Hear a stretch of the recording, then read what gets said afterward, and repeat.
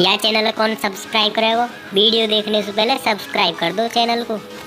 आपके सामने एक और सच्चाई कहानी के रूप में। वर्ष 2003 कश्मीर शोपियां।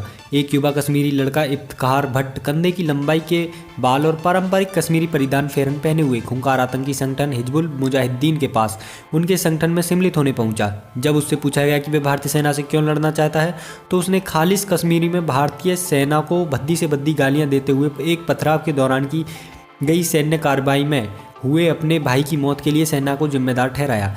उसकी कहानी सुनने और सेना के प्रति उसकी नफरत और उसका जुनून को देखते हुए उसे अपने काम का लड़का समझकर उसे सैन्य प्रशिक्षण हेतु पाकिस्तान ले जाया गया, जहां अन्य युवा जिहादियों की तुलना में इस युवा लड़के ने कहीं बढ़कर प्रदर्शन किया और उनसे कहीं अधिक मजहबी कट्टरता भी दिखाई, जिसे देखते हुए उसे नेतृत्व और वैचारिक प्रशिक्षण के लिए तुरंत ही चिन्हित कर लिया गया और फिर कई स्तर के सैन्य वैचारिक और नेतृत्व प्रशिक्षण के बाद अंत में उसे LOC पार कर भारतीय सेना की चौकी पर हमला करने हेतु भेजा गया।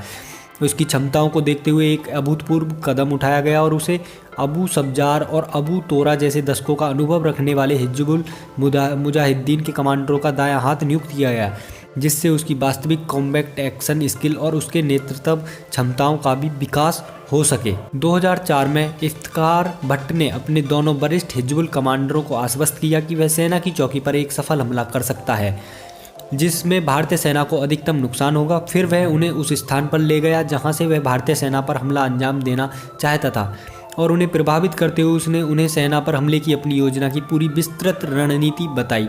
हिजबुल कमांडर अबू सब्जार को इस बात पर संदेह हुआ कि बिना किसी असली कॉम्बैट अनुभव के यह युवा लड़का आखिर इतनी कुशलता बारीकी व सावधानी पूर्वक ऐसे जटिल सैन्य हमले की योजना कैसे बना सकता है।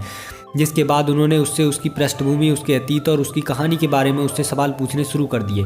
अपने वरिष्ठ कमांडरों में अपने प्रति अविश्वास को देख भड़कते हुए युवा लड़के ने उन्हें अपनी AK-47 दी और कहा कि यदि वे उस पर भरोसा नहीं करते हैं तो वे उसे तत्क्षण गोली मार सकते हैं, और कुछ कदम पीछे हटकर खड़ा हो गया।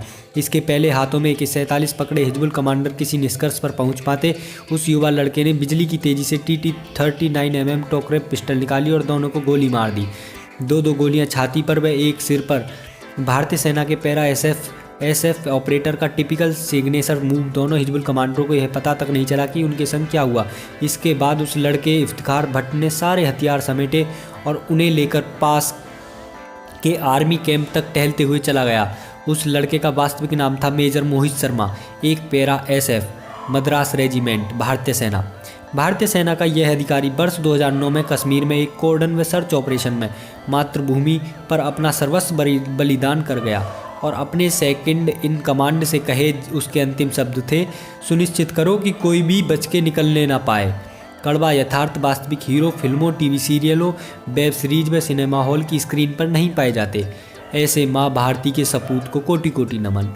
अतः उत्तर प्रदेश में आएंगे तो योगी जी ही।